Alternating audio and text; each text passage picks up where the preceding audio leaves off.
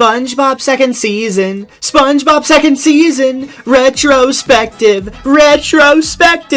Welcome back to my gigantic SpongeBob SquarePants retrospective series. I am absolutely blown away at the positive reception my SpongeBob Season 1 video got. Thank you all so much. You guys really seem to like this show, huh? It's okay, I do too. Every season of SpongeBob is interesting in their own way, and Season 2 is definitely up there. Season 1 was fascinating because it was the show at its most raw and unfiltered. All of the characters, the locations, the animation style, etc. are all unique in Season 1. Steven Hillenburg had a creative vision he wanted to fulfill, and he and his crew did so with flying colors. But when it comes to making a cartoon, can lightning really strike in the same place twice, let alone multiple times considering how long SpongeBob has been on the air? Oh hell yes, absolutely. Season 2 will be interesting because we'll get to see how everything from the first season was either evolved or devolved. Compared to the rest of the show, even the other two pre-movie seasons, Season 2 definitely feels extremely distinct. And I'm sure I'm not alone in saying that. We've got 39 episode segments to cover this time, rather than Season 1's 41, so hopefully that makes things the tiniest bit easier for me. It's SpongeBob's second season time, fellas. Hell fucking yeah. I am going to make so many enemies with this one, you guys have no idea.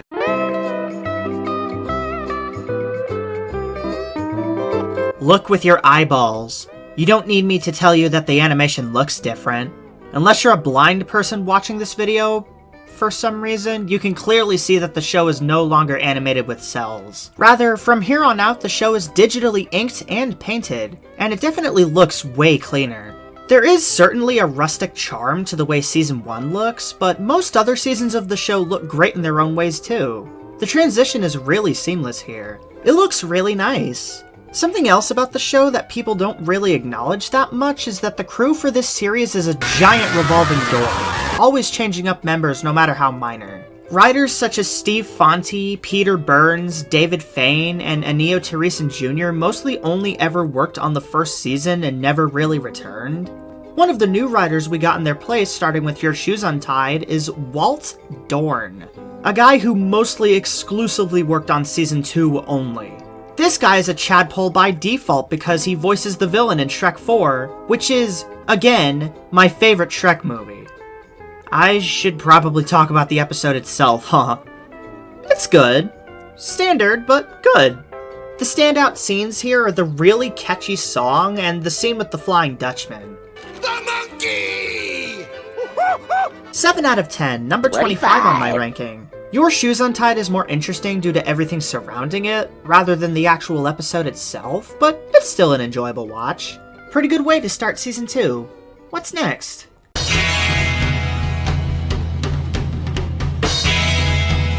Remember back in my Season 1 video when I said that insanity was going to be a heavily recurring theme in this cartoon?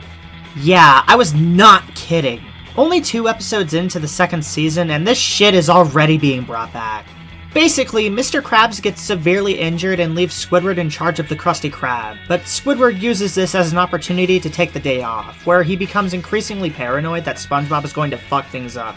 I don't know what it is, maybe it's the Ren and Stimpy influence that's been baked into the show's DNA since day one, but most of the time anyway, SpongeBob handles paranoia and psychological thrillers in the most fun way possible. Squid's Day Off is an episode where the actual story isn't anything too interesting. Most of it is just Squidward running back and forth. But the good comedy and excellent paranoia-influenced animation completely carry this one. The storyboarding and expressions here are awesome. It's an 8 out of 10, going to number 19 on the list. As a kid, this episode unironically taught me how to divide $1 into change. Like, I'm being serious here.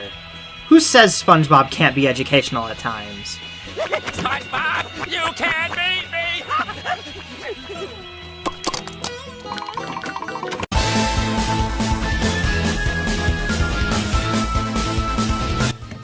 Maybe it's the way you're dressed. At that time. My favorite type of cartoon humor ever is reaction humor. The sheer amount of visual gag and animation potential with this type of humor is unparalleled in my opinion. Something Smells is the king of this. Literally every single gag in this one lands a bullseye. All of the reaction-based gags of the Bikini Bottomites reacting to SpongeBob's bad breath are so goddamn hysterical.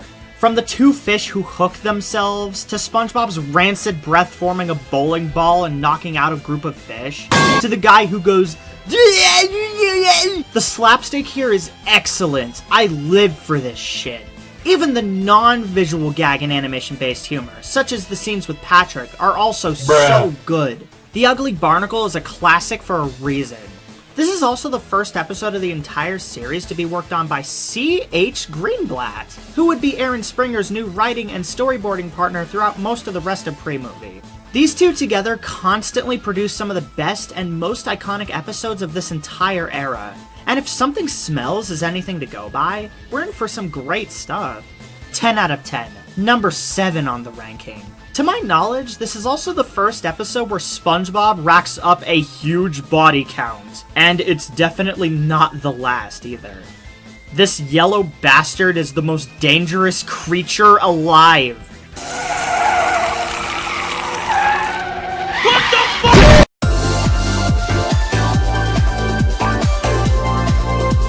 Say hello to me, Pearl. Hello, Pole. SpongeBob, you've met Pearl before. You are a complete Neanderthal. Bossy Boots is the first in a long line of episodes where they remodel the Krusty Krab. I always like when they do this, taking the most recurring location in the show and doing as much wacky and creative stuff with it as possible. Pearl once again plays a major role here, and I am once again dumbfounded as to how I managed to like this character as much as I do. Again, she's just a bratty teenage girl stereotype. But I think I figured it out here. The reason I like Pearl as much as I do is because she still has a positive relationship with the other characters. She takes the job at the Krusty Krab because she wants to make her dad, Mr. Krabs, happy. And she actually gets along with SpongeBob extraordinarily well here. It's really neat. The only character she acts like a cunt towards is Squidward. And that's only because Squidward acts like a cunt to her first. 7 out of 10, number 22 on my list. When I was little, I was obsessed with the scene where SpongeBob and Pearl tried to come up with different gimmicks for the Krusty Krab.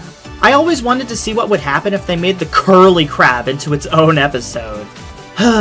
Maybe for season 15.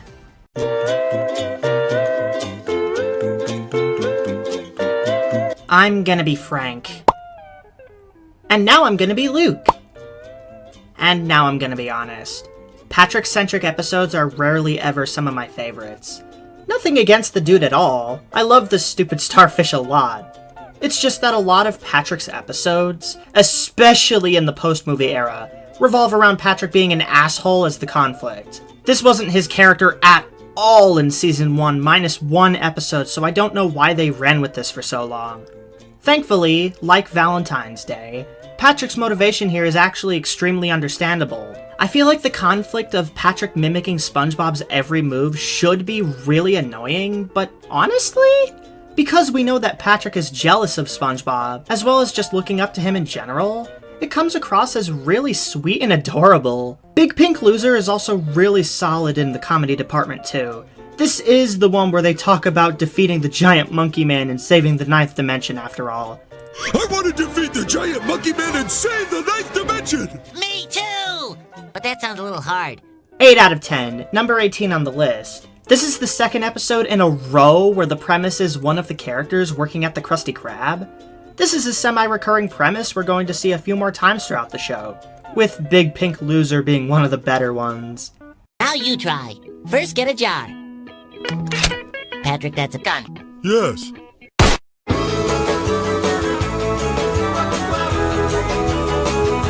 Bubble Buddy? More like, Butthole Buddy! I think Bubble Buddy is one of the few pre-movie episodes that a majority of people, even die-hard pre-movie fans, think is really lame. And yeah, no, I agree, this episode kinda sucks. It's just the same repetitive bit over and over again of SpongeBob and Bubble Buddy go somewhere, they annoy the people they interact with, rinse and repeat until the ending. I will admit, the comedy here is okay. I like the scene where Bubble Buddy takes too long in the restroom, and it does have some of that pre-movie charm, but it's still paired with a bad story. Also, boo! The twist at the end sucks ass, boo! I would have preferred if Bubble Buddy was alive the whole episode, because then he would have actually been able to develop a personality! It's the show's first 4 out of 10, and goes to number 33 on my ranking. Out of all the pre-movie one-off characters to be the most iconic, get multiple sequel episodes, and be featured in the Battle for Bikini Bottom video game, why did it have to be Bubble Buddy? Bubble Buddy is an episode that was blown up with a good idea, but completely pops in its execution. Bubble puns.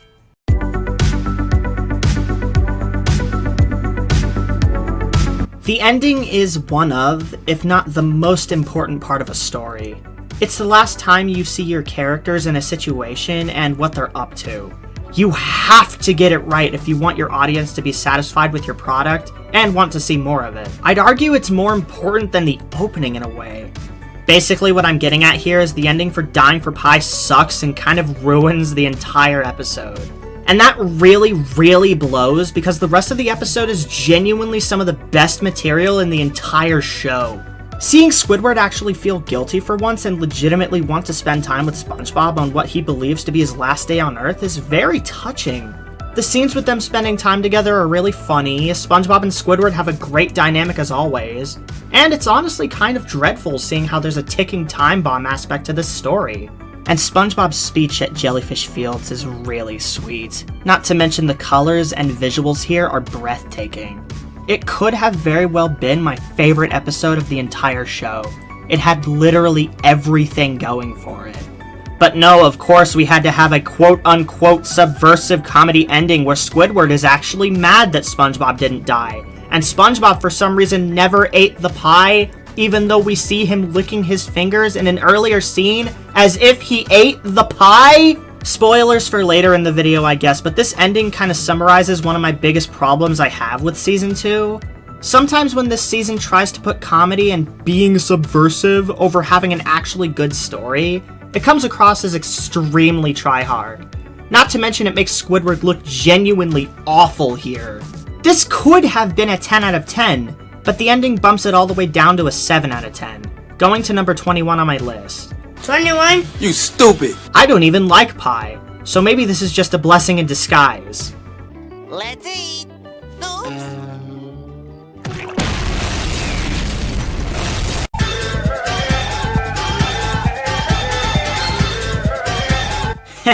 Sonic CD. The robot doppelganger trope is one of my favorite tropes in all of media. It's just a cool-ass concept. A cold, metal, heartless version of you that is better in every single conceivable way, but doesn't have the soul of the original. Plus, I mean, it just looks cool. So yeah, I'm a huge fan of Imitation Krabs. This one is so good that they would proceed to rip it off 3 separate times in Season 7 alone. This one is such a great one, in fact, that not only would Plankton's robot crabs inspire Mr. Krabs' superpower in the second SpongeBob movie, but I think Imitation Krabs is one of the episodes with the most amount of memes associated with it. Memes don't exactly correlate to quality, but I just think that's funny. I really love the design of this mechanical Mr. Krabs mimic. It's simultaneously so fucking goofy, but also just off-putting enough for it to be really badass. My favorite scene in this one is Plankton putting a coin-operated self-destruct on the robot. You would think at this point that cartoon villains wouldn't be stupid enough to continuously pull this trick, but it gets a big laugh out of me every time. Also random, but this is the first time in the entire series where we actually see the Krabby Patty secret formula as a piece of paper inside of a bottle. Nothing major, I just thought that was mildly interesting. 9 out of 10, number 11 on the ranking. A cybernetic, certified hood classic. Skip it up and down up.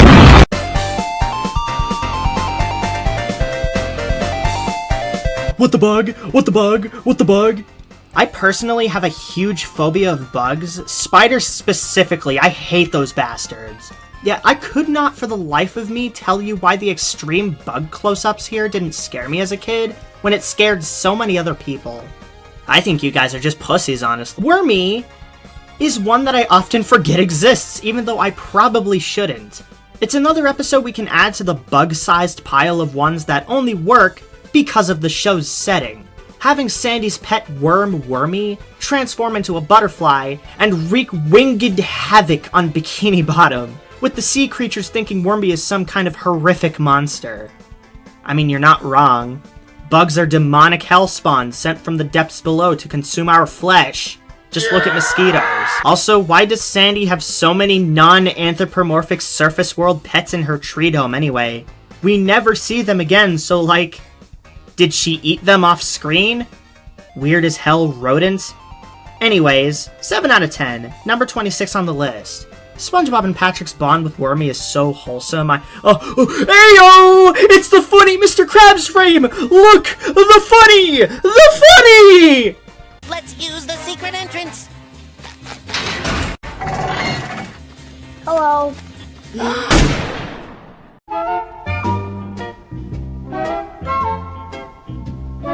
Fucked up in the crib eating pride patties. I mean, that's basically what they are, right? Look at them. Patty Hype is another example of a Season 2 episode where the comedy is pretty good, but I just do not like the story. SpongeBob's success against Mr. Krabs doesn't last nearly as long for it to be satisfying. And this is one of those episodes that just kind of stops. Like, there's no resolution to the conflict or anything. SpongeBob just owns the Krusty Krab now, and Mr. Krabs is stuck with a gay, pride-angry mob chasing him. That's so cool. I love getting invested in a story only for it to abruptly cut off. Thanks, Patty Hype. Yay! This should have been a special, honestly. Could you imagine a large stakes story where SpongeBob starts up his own successful business to directly compete with Mr. Krabs? As long as you give him a good enough motivation, I'm sure it could work. 6 out of 10, number 28 on my ranking. The best thing about this one is the pretty patties themselves. That's such a creative idea, and I'm positive it got the imagination of children working in overdrive. Again, an episode with a not-so-good story, but pretty decent comedy. Me looking at my balls in the mirror. Hey, is that one purple?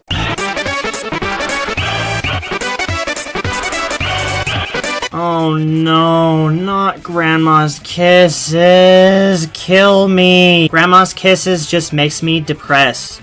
It's the earliest instance in the show I can think of both the Bikini Bottomites and Patrick being huge bastards, which is a trend people blame the later seasons for. But nah, this shit has been happening since at least Season 2. It's a running trend we're going to see with Patrick in this season, by the way, so have fun! Yet another example of Season 2 sacrificing consistent characters and good writing for quote-unquote subversive comedy instead. This is also, obviously, the first episode in the show to feature SpongeBob's grandma, who, despite being a really sweet and pleasant character who is also voiced by Marion Ross, appears in way too many shitty episodes way too often.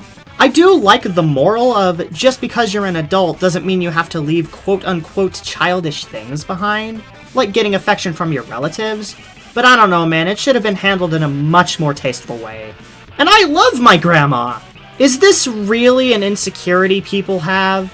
Getting made fun of for having loving family members? Did they really need to make an episode about this? If people made fun of me because my grandma loves me, she'd kick their asses! The scene at the end of SpongeBob bawling his eyes out makes me uncomfortable as fuck. I hate it.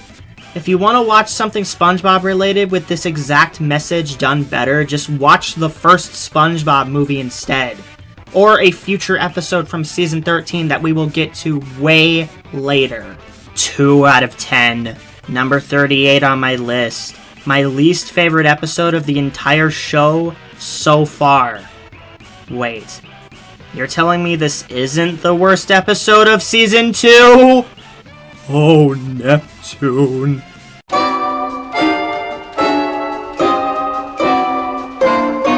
Squidville is one of the only SpongeBob episodes ever where my opinion of it has been influenced by outside media, but I mean that in the best way possible. The YouTube poop hit classic, Squidville is Full of Idiots, is so good, and my friends and I quote it to each other so much that I actually quote the YouTube poop more than the actual episode itself. Yes, can I help you? I'm here about the canned bread. Are you alone? No. I mean, yes. I mean, no. Yes. No. Yes. No. Are you now, or have you ever been a sponge? Yes. What about it? Shut up! Don't fret though, Squidville is still fantastic. This one is very interesting to me because it's one of the only episodes that examines what would happen if Squidward got everything he ever wanted. Well, he becomes depressed again. He misses SpongeBob and Patrick, despite them being his biggest tumors on the brain he calls life. It's like what I mentioned before back in my SB129 review. Just because Squidward finds those two numbskulls to be extremely brain dead, that doesn't mean he didn't care about them. Because they gave his life purpose. They gave him a reason to strive for that success and to better himself. And now that that's stripped away from him, he just feels empty.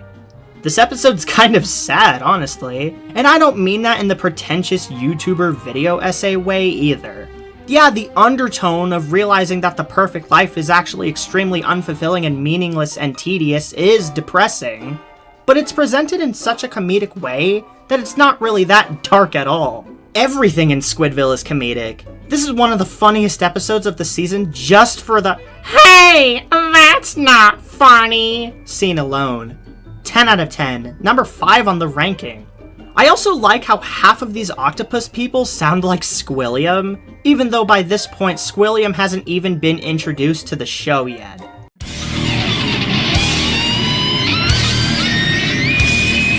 Pre-Hibernation week fucking rules! Basically the premise this time around is that it's almost time for Sandy's yearly winter hibernation.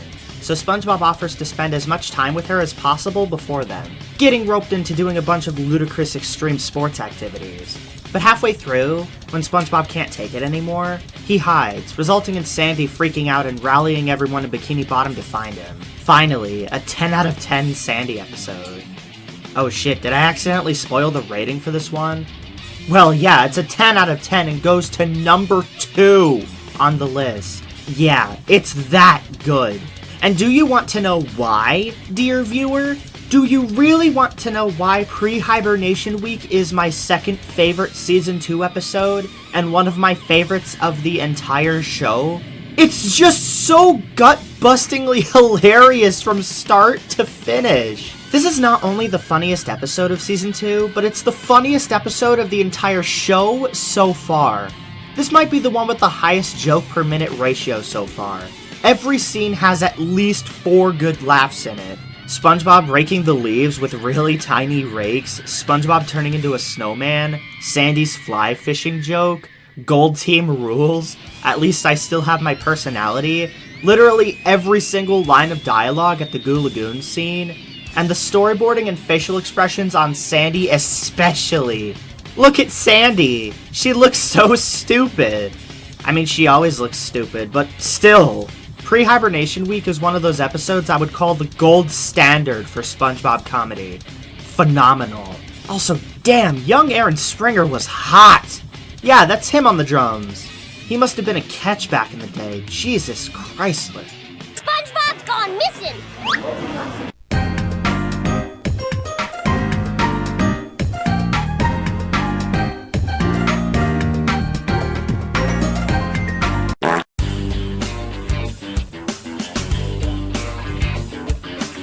Pre-Hibernation Week, Christmas Who, and Survival of the Idiots could have formed a perfect Sandy's Winter trilogy, but no! Life of Crime had to be in the middle and fuck it all up.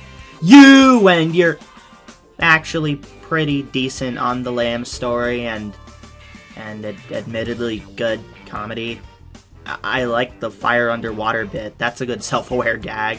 I hope you're not getting tired of me saying this yet because it's going to show up so many more times, but Life of Crime is yet another episode where Patrick acts like a huge tool. But unlike last time, it's actually funny here. They took his only food! Now he's gonna starve! As is the nature with these types of videos, Life of Crime is one of those episodes I don't really have much to say on, other than the surface level crap. But it's still really solid. Very high 7 out of 10, going to number 20 on my ranking. It's a good thing SpongeBob and Patrick got over losing their red balloon after some time. Squeaky the balloon, sweet baby! It's the balloon from Doodle Dimension, from Season 11. It's a Season 11 reference. That's the joke.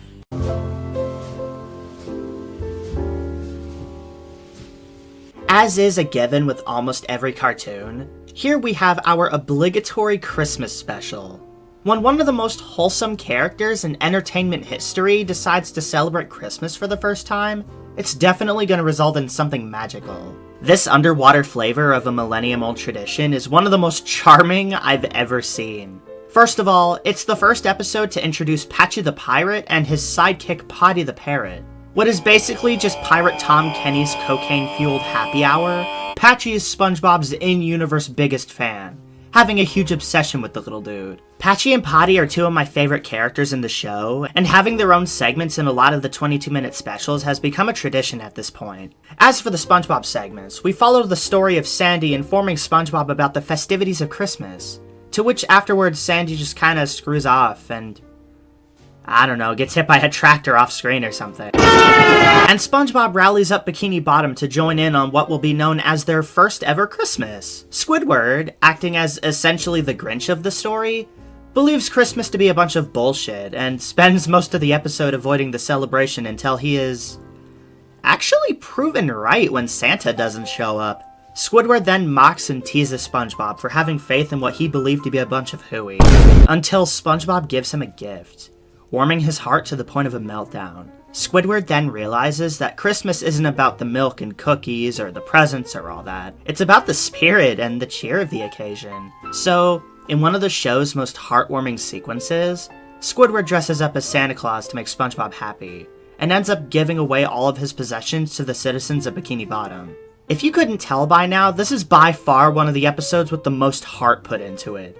Everything from the charming song, SpongeBob's infectious childlike wonder, to drunk Santa, okay. You could just tell that the crew really wanted to make people smile with this episode, and damn, did they do a holly jolly job. The other Christmas specials, It's a SpongeBob Christmas and SpongeBob's Road to Christmas, are also really great, but the passion on display here is too strong for me to ignore.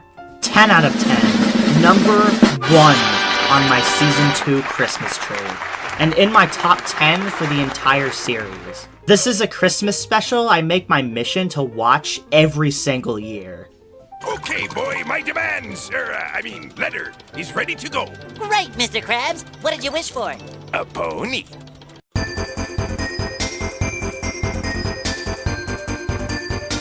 In what is the third and final installment in what I like to call Sandy's Winter Trilogy, SpongeBob and Patrick hang out in Sandy's snow-filled tree dome while she's hibernating, eventually getting stuck in there and having to brave the cold winter climate. I don't know if you could tell by now, considering I made an entire video on the Ice Age franchise, but I love any kind of winter or ice or snow-themed aesthetic.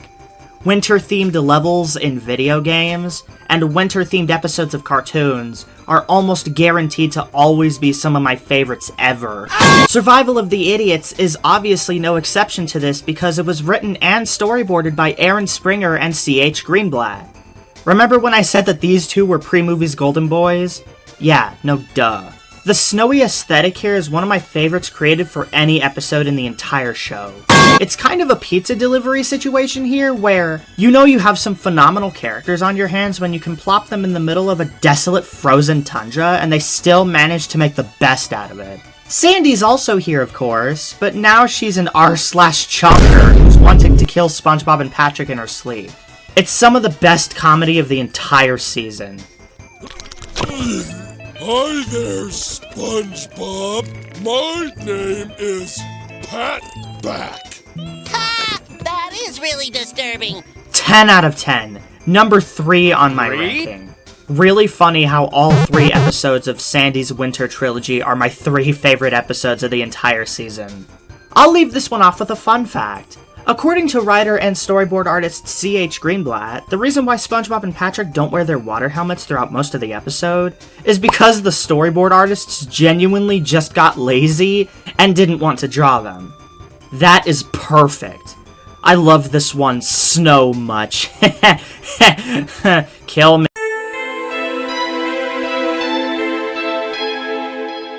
Dumped. Let's just get this over with.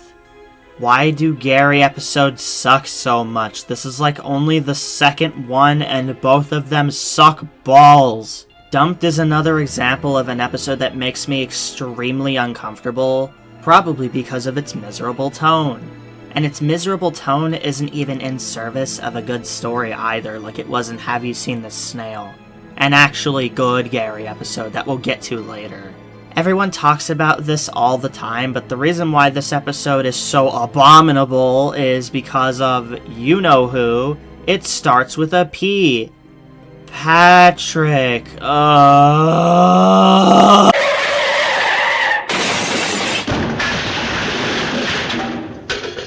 Sounds like a motor. Unlike actually good and competent episodes like Valentine's Day or Big Pink Loser, Patrick has literally no reason at all to act the way he does towards SpongeBob. He's such a smug, condescending asshole towards SpongeBob, and I still can't believe people blame the post-movie seasons for the character's change in behavior. Especially Patrick. I can only remember maybe like one line of dialogue that I like here. What's wrong with me? Do I offend? The rest of Dumped is some of the most miserable and depressing SpongeBob content to ever exist. And look, I get it. I'm not stupid. Dumped is supposed to be a parody of overdramatic breakup stories.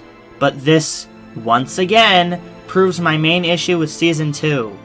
Putting subversion over good writing and characters. I don't want to talk about this one anymore. It is my dishonor to award this one my first ever 1 out of 10 for this retrospective. Obviously going to number 39 on the list. I can't believe this season could have so many W's back to back, and then suddenly out of nowhere have an episode that is so awful that it's genuinely in my bottom 10 for all of SpongeBob. Please just let the next episode be better. Fucking end me already.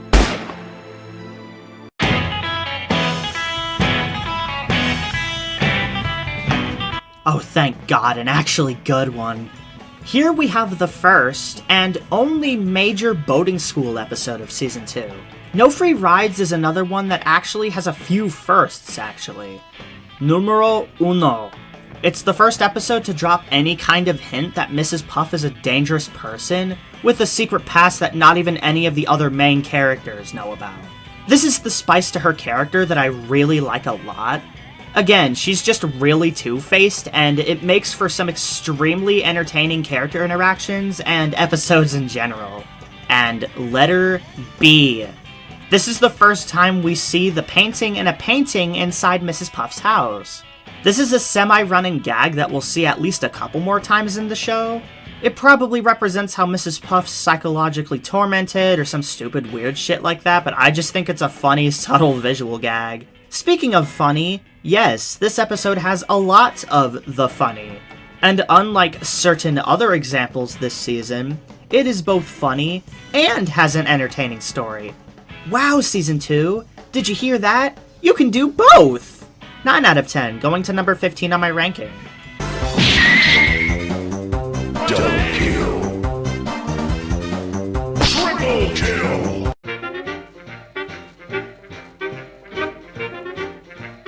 I mean, all my life I wanted to be a jelly spotter, and now I'm out here with you guys with the nets and the jars and the jellyfish, and I'm with Kevin, and Kevin's with me, and we're all with each other, and we're jellyfishing together, and it's fun, and I love it!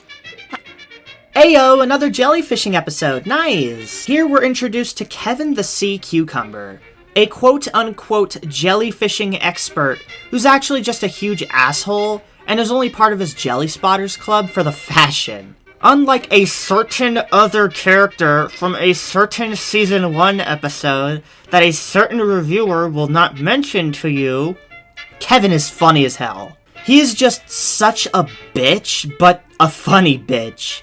A lot of the reason why Kevin being such a fucking cunt works here is because throughout the entire episode, he is constantly getting his shit kicked in by the jellyfish.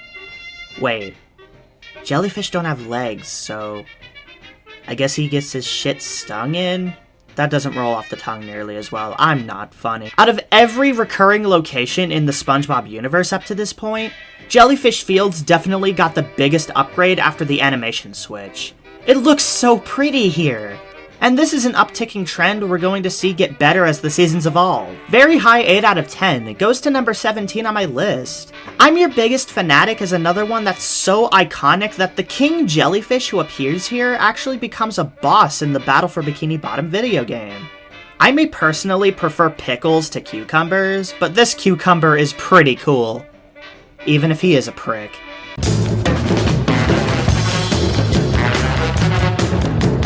Yay, it's the Mermaid Man and Barnacle Boy episode of the season. This should be good, and... Wait, where are you guys going? Wait! No! Come back! Please, come back! I need you guys in my life! Please, come back! So yeah, this is the only Mermaid Man and Barnacle Boy episode of the entire season, and it's the one where me, Mario, and Barrel Box only have, like, less than 2 minutes of screen time. Wow, that's so delightful. Thanks, Season 2. Thankfully, though, we have a red and blue leotard-wearing masked supervillain in their place instead. Introducing Man Ray, the mortal enemy of Muchacho Mango and Barn Bomb. Like the Dirty Bubble, at first he was voiced by a different guy, John Rhys Davies. But every appearance of his after Season 3, he's voiced by a different guy named Bob Joles. Man Ray is awesome, he completely carries this one. Something I like about SpongeBob SquarePants as a show in general is that almost every season introduces an entourage of new one-off and tertiary characters. And Man Ray is definitely one of the best tertiary characters in the show, even if he doesn't always appear in stellar episodes. I wish more of this one took place outside of the Mermalair. Most of the runtime takes place in this kind of generic-looking cave where they don't really do much superhero-themed stuff with it. Still though, it's a 7 out of 10, going to number 24 on the ranking. Unfortunately, the only memory manga and basketball episode of the season, but still a decent one.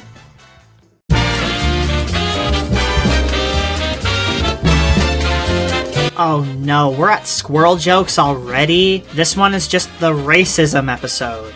It literally is! SpongeBob and the Bikini Bottomites just start making fun of Sandy because she's a different race, ? I get that SpongeBob is only doing it for the affection of the general public, but like, that's horrible.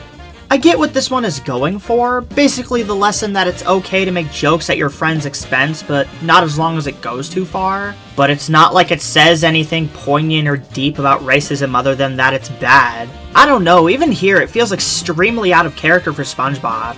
Wow, Season 2, way to make your characters fit the story rather than the other way around. Good work, guys! I like the part at the end where SpongeBob gets his comeuppance from Sandy, and a couple of other jokes here and there.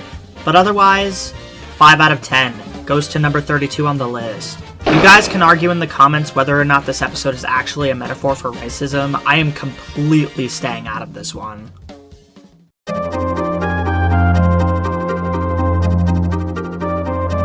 Another Sandy episode where the premise essentially boils down to roasting her. Literally right after Squirrel Jokes. And this one is actually really good instead of really mid.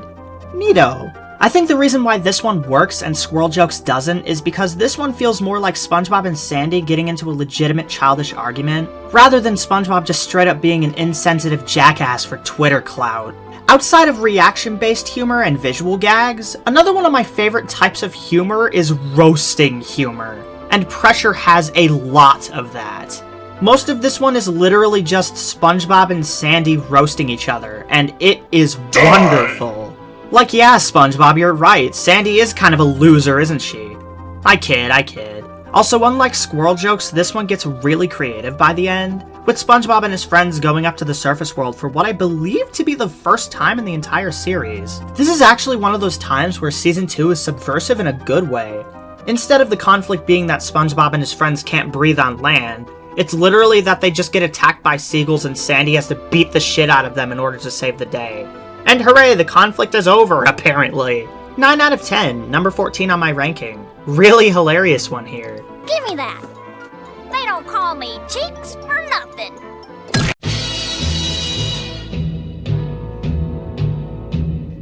The Smoking Peanut sure is an episode from the second season of hit television show SpongeBob SquarePants, which aired on May 12th, 2001, with the premise of SpongeBob feeling guilty after hitting a clam with a peanut, causing it to cry. I didn't think it would happen this soon in this entire retrospective series, but we have officially reached our first episode where I have absolutely nothing interesting to say, even in the slightest. These types of premises of characters having guilty consciences should be really emotionally powerful, but the story is decent. The comedy is decent. The characters are decent. The moral is decent. And so on and so forth. 7 out of 10. Number 23 on my list. This reminds me of that one Fairly OddParents episode where Timmy has a guilty conscience after releasing the town goat into the wild. Except this one is way better than that one because this one is actually funny, I think. I like the part where SpongeBob shits himself. Please go to the next one. I'm really struggling here.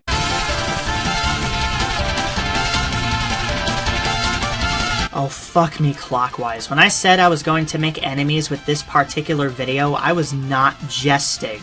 Shanghai is very unique for a lot of reasons. For starters, it's the first special in the show to not be double length, but rather anywhere between 14 to 16 minutes long. So, an extended episode pretty much. These aren't that common in the show, but they're always interesting when they do show up. They tend to be some of the more experimental episodes of the series. Speaking of which, Shanghai's main gimmick is that they created multiple different endings for the episode, and Nickelodeon held an event in which the viewers at home got to vote for which ending aired on TV, with SpongeBob's ending eventually winning out. I personally think that the vote was rigged, but oh well. Unfortunately, Shanghai is one of those episodes for me that has a really cool idea, but kinda falls flat on its execution. It is yet another one where the comedy is really good, but I don't really like the story that much. The Flying Dutchman tosses Squidward out of the story at the very beginning, and he doesn't reappear until the very end. Most of it is just kind of the same setup on repeat. And I'm just going to say it. All of the endings blow hard. Get it? The quote-unquote joke is that no matter which ending you pick, you're completely fucked because the characters die at the end. There's no conflict resolution. Isn't that hilarious? No. 7 out of 10, number 27 on the ranking. I love seeing the Flying Dutchman again, at least, in all of his ghastliness. And the patchy segments bump it up a couple points, but otherwise it's decent, I guess. The comments for this video in particular are going to be really fun to read.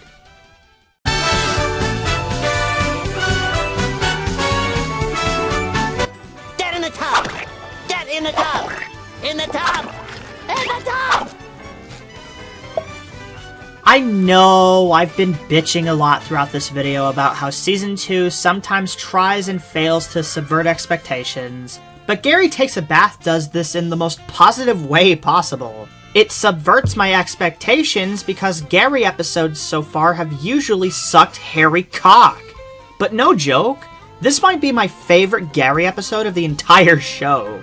Since this is the first proper short, clocking in at around 6 to 7 minutes, it allows for the gags to be even more snappy and rapid fire than they normally would be, resulting in one of the funniest episodes of the season. I really love the bit where SpongeBob makes a bunch of stupid, purposefully shitty puns. I personally think pun humor is really underrated, so this is right up my alley. Gary Takes a Bath is straight up a 10 out of 10 episode, and goes to number 6 on the list. Also, that title is a dirty, filthy lie. Literally! Gary doesn't take a bath, you clods! What are you trying to do? Lie to us?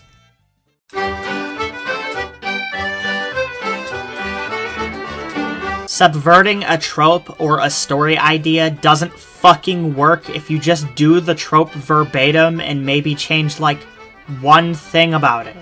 Dumped has this problem too, where they tried to parody breakup stories, but the only thing they changed was the ending, and Welcome to the Chum Bucket basically does the same thing, kinda.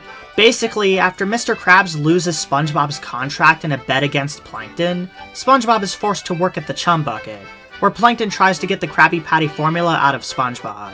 I think the reason why this one doesn't work for me at all is because the quote-unquote good guys are the most unlikable characters in the episode. Can't sympathize with Mr. Krabs because he shouldn't have bet SpongeBob's contract if he really cared about him so much. And you can't sympathize with SpongeBob either because he just turns into a whiny, bratty bitch halfway through. Ironically enough, Plankton, you know, the show's main villain, is the most tolerable character here. The episode would have been a lot better if they actually acknowledged that Mr. Krabs treated SpongeBob horribly, and at that point, even if Plankton is already his boss, SpongeBob willingly works for him because Plankton treats him like an actual decent person. And then Mr. Krabs gets shown up by the Chum Bucket. Oh wait, that's just Chum Fricassee from Season 8, an episode I'd much rather be watching than this one. I feel like Welcome to the Chum Bucket would have been a ton better if it was a post-sequel episode, personally. 4 out of 10, number 36 on my ranking. There are a couple good bits here, and I like how the Chum Bucket is showcased, but that's about it. Also, I'm gonna be for real, the grill is not a home sucks! Go to town comments, it will amuse me.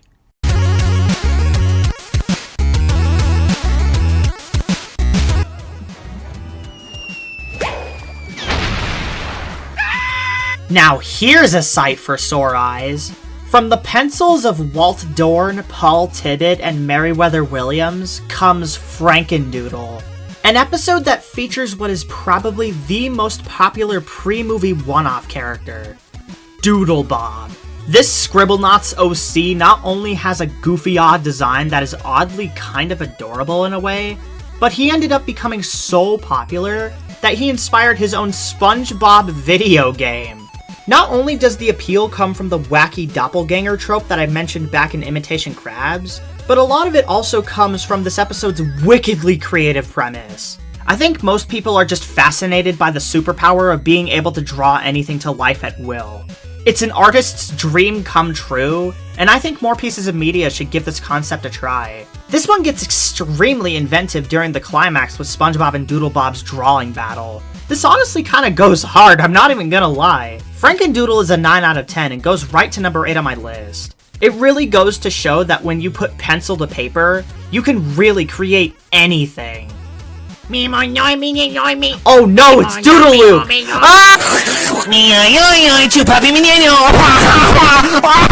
He's beating the shit out of him!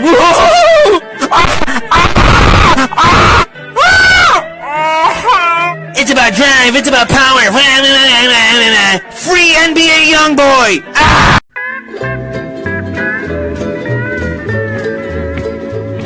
Remember back in episodes like Pizza Delivery, ARG, and Survival of the Idiots when I praised them because, even though they had very barren settings, they managed to make the most of it with fun stories and really strong character dynamics? Yeah, take all that crap I said and lock it up in a box, specifically the one from FNAF 4, because this shit deserves to be locked away. The Secret Box is an episode that I like to place in the very boring category known as boring. The entire first half is just SpongeBob and Patrick standing around in the middle of nowhere and bickering. And the second half is an admittedly slightly better but still not that entertaining SpongeBob break-in sequence. Also, oh my god, I'm getting so sick of saying this, but wow, another Season 2 episode where Patrick acts like a fucking unlikable Neanderthal. I would be able to say that he is actually in the right this time if he wasn't the one who instigates the conflict, basically rubbing it in SpongeBob's face that he has a secret that he's not allowed to know about. But I don't like SpongeBob either because he's also just annoyingly nosy.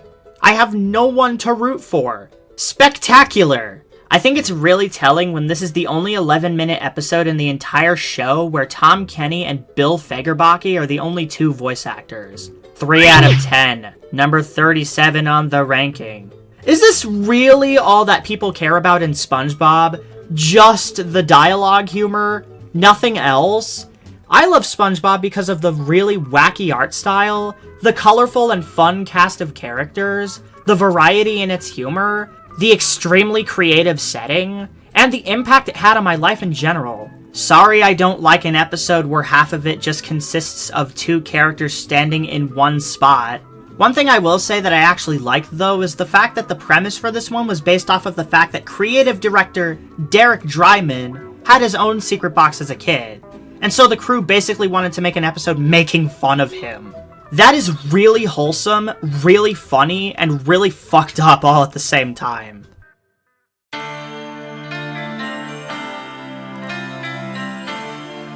Oh boy, here it is, the big one. The SpongeBob episode. The biggest fan favorite in the entire franchise. The one that cemented this cartoon as one of the greatest in history. What do I think of it? It's really, really great. But not one of my favorites. It definitely has tons of great qualities, though. It's the first episode to introduce tertiary character and rich octopus bitch Squilliam Fancy Son, which the crew for the post-sequel seasons completely refuses to use for some reason. It's a Squidward episode where he actually wins at the end for once. It's got excellent comedic timing on the jokes, it uses most of the major characters in the series up to this point, it's got a badass song, even if it's not a song that's original to the show itself. It's basically the complete package. I literally cannot add a single unique word to this conversation that has not been spoken before. It's a 9 out of 10, and it goes to number 9 on the list. One of the only reasons why it's a 9 instead of a 10 for me is that there are just a bunch of other episodes I love way more than this one. Sorry if that bothers you, I guess. Cry about it.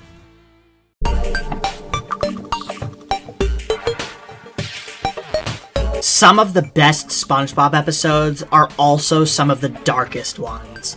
SB129 and Rock Bottom are some of my favorite episodes from the first season, and Graveyard Shift is one of my favorite episodes from the second season.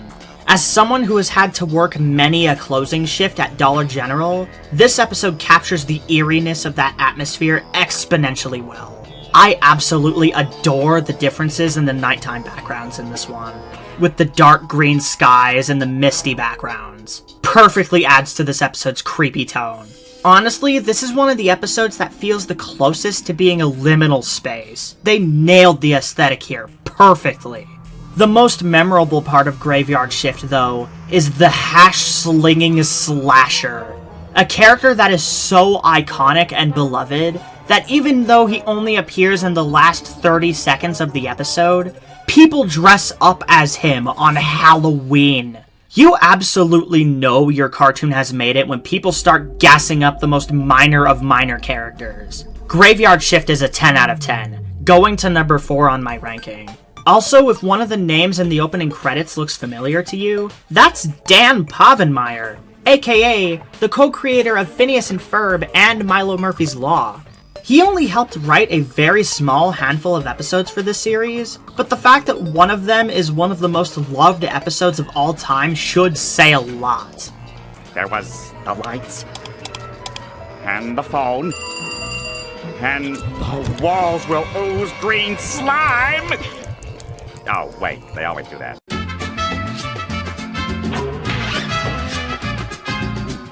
Oh, goody goody gumdrops, we're back to mid-fiction. Pairing up Mr. Krabs and Mrs. Puff together should be one of the most fun character pairings ever. It's one of the first instances in the show of them making an episode premise out of pairing two random characters together, which is a type of plot I really like a lot, especially for this show where I really love most of the characters. And yeah, the stuff where Mr. Krabs and Mrs. Puff go on their date is really sweet and genuinely investing. But the entire second half just takes place in Mrs. Puff's front yard where they don't actually go on their date because Mr. Krabs is too busy running SpongeBob ragged, and no, I'm sorry, my interest level just completely drops off a cliff by this point. If you wanted to subvert the typical romance cliches that a lot of pieces of fiction do, you actually have to have some kind of romance in the first place? Why does SpongeBob even need to be involved at all? What the hell is he doing here? The only thing this portion of the episode is good for is this image of Shocked Mr. Krabs, which is the profile picture for the things that will make you shit from fear account on Twitter. The fact that the only positive thing I can say about this episode's second half is a joke answer is really, really depressing.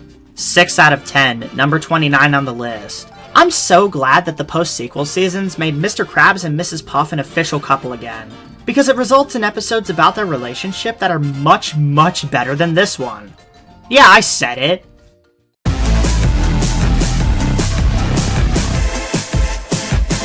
This is the season that's considered to not only be the best of pre-movie, but the best of the entire show? Really? Procrastination is about SpongeBob procrastinating on one of Mrs. Puff's boating school essays. Great! It's fucking boring! 4 out of 10, number 35 on my ranking. If you're going to procrastinate on writing a fun and entertaining episode, then I'm going to procrastinate on writing a good review for it. I really need an easy review right now, guys. Making these videos takes a lot out of me.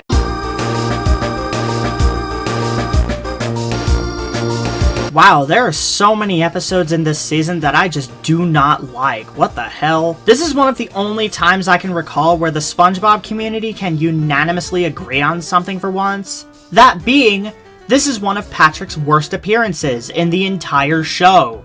It's a surprise relative episode, which is one of the most common cartoon stock plots of all time, to the point where I actively make fun of it whenever it shows up. This time, we get to see Patrick's parents, except not really because there's a funny, wacky twist at the end where it turns out that these aren't actually Patrick's parents. Why did you waste 11 minutes of my life with this then? You could have had an emotional story about Patrick's relationship with his parents, but instead you, once again, make the conflict that Patrick is a huge douchebag and makes fun of SpongeBob because he thinks he's mentally disabled. Jesus. I like the first half of this one because that's where they actually tell jokes, but the episode as a whole is extremely mid.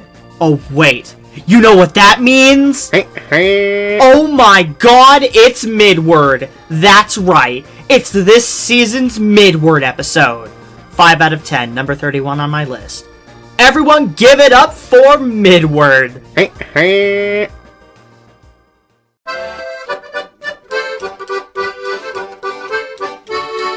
I guess you scallywags have earned a glass of lemonade.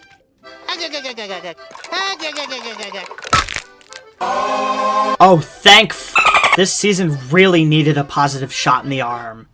Okay, I promise I'm not going to censor my curse words anymore. I was just doing that to fit in with the theme of the episode. This one is Season 2's wild card. I always hear stories out there about how there were kids who had parents who absolutely hated SpongeBob and refused to let their kids watch it.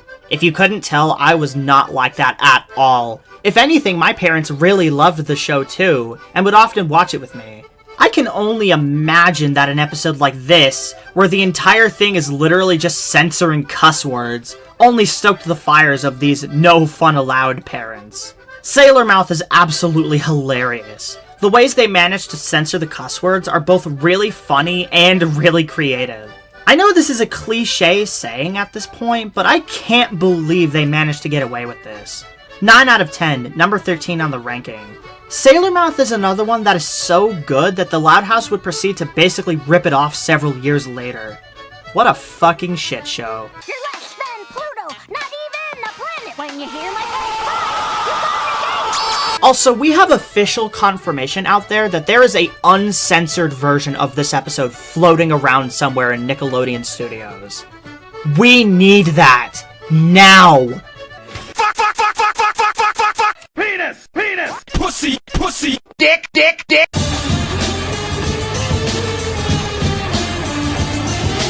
Squidward becomes a teacher at an art school? Somehow?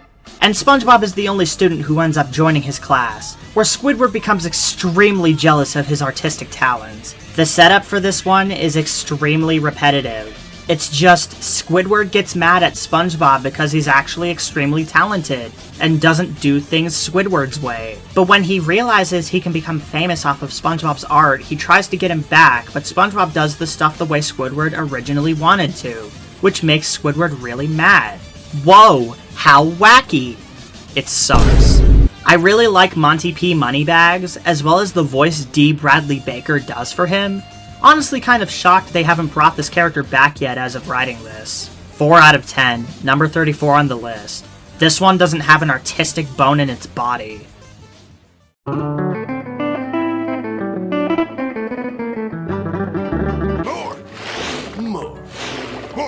Hey, it's more Krabs, the funny meme. Here we have our first time where Mr. Krabs just straight up becomes a cartoony, greedy, money-obsessed supervillain. Like, this is Captain Planet levels of animal slavery and polluting the environment. A lot of people don't like it when they portray Mr. Krabs like this, but I think it works in certain contexts, and I definitely think it works here. Why? I couldn't tell you, honestly. I just think it's funny how far they push it here. Like, it's exaggerated so much to a point where it wraps around and becomes funny again. I also love the new jellyfish character they introduce here, named Friend. The nighttime scenes with this blue bastard I especially like. They're so moody and atmospheric. Oh yeah, also Fred's song shouldn't slap so hard for what is essentially just a joke song. It's the tastiest sandwich in the sea. Let's give it up and that up. This one's a 9 out of 10. I'm putting it at number 16 on my ranking. This is also the last time they used that one Hawaiian track called Sunshine in Hawaii, which was also used in the title card for Home Sweet Pineapple. That's not really important, I just really like that track.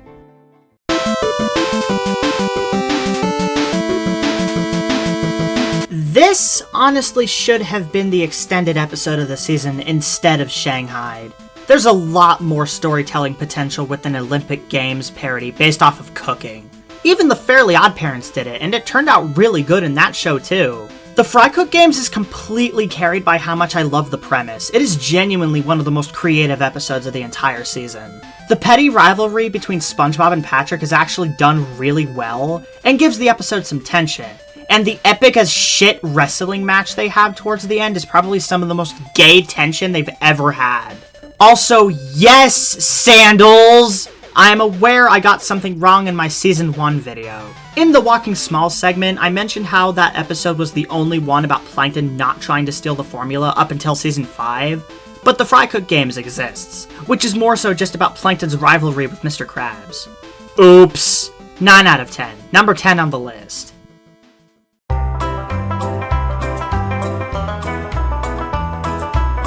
Squid On Strike is one of the few instances in the entire show where SpongeBob gets overtly political, and I don't really care for political humor most of the time, so this one doesn't really do it for me, sorry. I like the nightmare sequence. I like some of the gross out gags. I like the picket fence bit. I like this line. Nobody gives a care about the fate of labor as long as they can get their instant gratification. But the ending to this one is what personally drags it down a lot for me. It's one of those joke endings where they don't really resolve the conflict at all, and it results in the episode feeling unfinished. Plus, it's just unfunny. This one's a 5 out of 10, going to number 30 on the ranking. Squid On Strike is more relevant now than ever though, considering all the writers and animators strikes going on in the animation industry right now. God damn.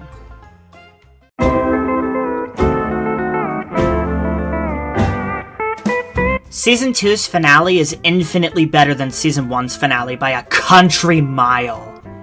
Oh, I get it, cause Sandra. This is one of the only times in the entire show, alongside Pressure, where an episode revolves around SpongeBob and Sandy constantly butting heads, and it's really entertaining to watch. That's why SpongeBob and Sandy is another character pairing I always really like. It has some of the most variety out of any two character pairings in the entire show. The build-up to the Alaskan bullworm is actually handled extremely well. You don't see the fucker until the start of the third act, and it makes him hunting down SpongeBob and Sandy with his big gaping mouth all the more terrifying. I wonder if this is another episode that gave a lot of children nightmares. The design of the Alaskan bullworm is another one of those that walks the tightrope of being both goofy and horrifying at the same time. This one's a 9 out of 10, and it goes to number 12 on the list for not only having character interactions I really like, but for just being really damn funny. Oh yeah? What if I said... Blargen Fazebo no hip? This was one of the funniest SpongeBob jokes to me as a kid, and I could not for the life of me tell you why. If there's one thing Season 2 is definitely really good at, it is the comedy. Thank you, SpongeBob Season 2, for providing a lot of the funny.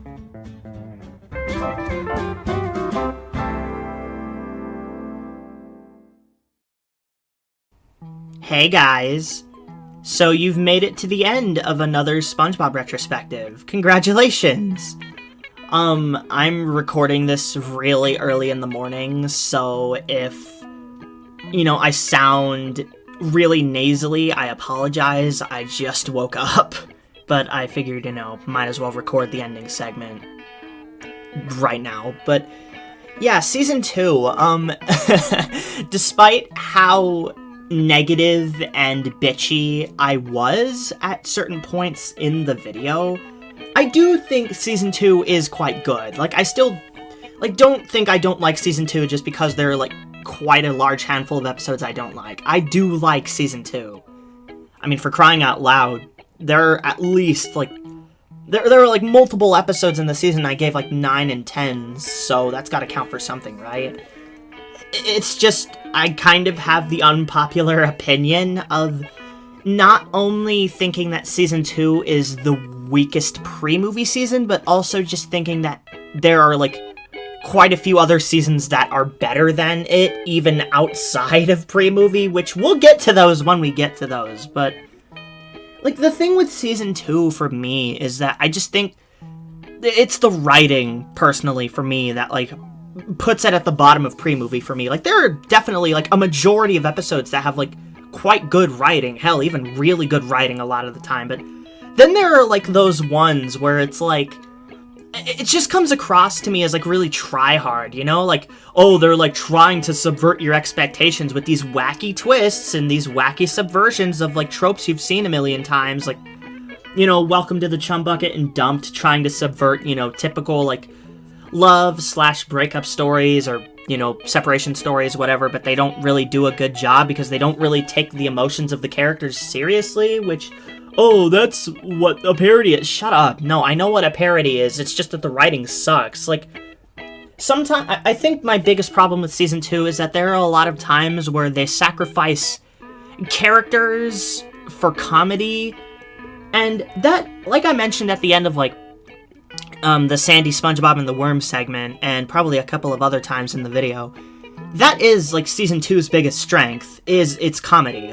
Season 2 is really funny, but there are times, at least for me personally, where even though an episode is funny, if it has a story I just cannot stand, I'm not gonna like the episode. Which I feel like I kind of hold an unpopular opinion in that regard, where it's oh, if an episode has, good comedy but a bad story, I won't like it as much. But if it has, a good story but it's not really that funny, I'll like it a lot more. I know most people, especially with SpongeBob, value, the comedy over the, story, but I don't know. I like both to work in tandem, personally, but, whatever. And then there's the, sense of the characters, or... Why did I phrase it like that? And then there's, the characters, which, I think most of them stay the same, but then there's, the case with Patrick, where, oh, people blame the post-movie seasons for, flanderizing Patrick, but no, Season 2 definitely started that. Especially considering that, a majority of Patrick's appearances in Season 2 are just him being an asshole, and that's kind of the conflict, which, honestly, that's my biggest problem, or one of my biggest problems with, Season 2, and kind of to a lesser extent Season 3 as well, where, well, yeah, the whole, kind of, the try-hard writing sometimes, but also just, a lot of the conflicts in a lot of the episodes are just, you know, characters being assholes, and that's the conflict, and, you know, that's fine for, like, certain episodes. Like, I complimented Jellyfish Hunter for, like, exaggerating it to a point where it actually became, like, really fun, but then there are a lot of other episodes, like Dumped, where they don't do it very well. But that's okay, because, again, Season 2 is quite good. You know, obviously Season 2 introduced, you know, crew members to the show, mainly, like, C.H. Greenblatt. He's, like, one of the biggest people behind the show, and he only ever worked on, like, 2 seasons of it, so... yeah, that's Season 2. Obviously, I still prefer Season 1, because even though... Like, I think Season 2's comedy is a bit stronger, but I still think Season 1 is very funny.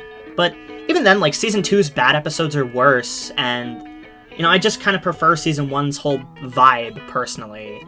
Like, I know, like, yeah, Season 1's the season that laid the foundation, and Season 2 is the one that kind of built upon that foundation. As we're going to see in the next season, though, Season 3 is the one, in my opinion, that kind of perfected that whole foundation, which we will get to that very soon. Thanks for watching.